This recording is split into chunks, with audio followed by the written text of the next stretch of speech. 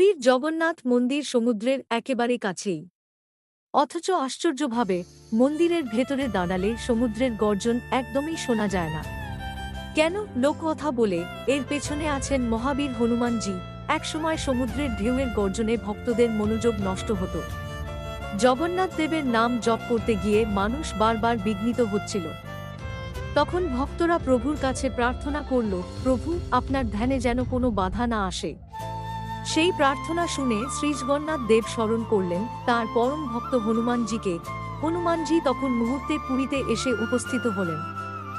তিনি সমুদ্রের সামনে দাঁড়িয়ে বজ্রকণ্ঠে বললেন, হে সমুদ্র, যতক্ষণ জগন্নাথ দেব এখানে বিরাজ করবেন ততক্ষণ তোমার গর্জন তাঁর মন্দিরে পৌঁছাবে না।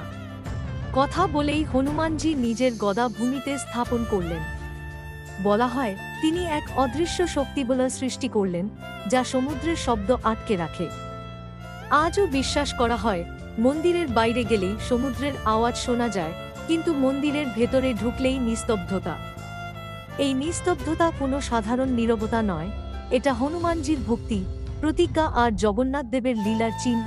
তাই পুরীর মন্দির শুধু ইট পাথরের নয়, এটা ভক্তি আর অলৌকিক বিশ্বাসের এক জীবন্ত কাহিনী। জয় জগন্নাথ, জয় হনুমান। গল্পটি ভালো লাগলে, হনুমানজি ও জগন্নাথের প্রতি ভক্তি থাকলে একটা লাইক দাও এবং চ্যানেলটি সাবস্ক্রাইব করো।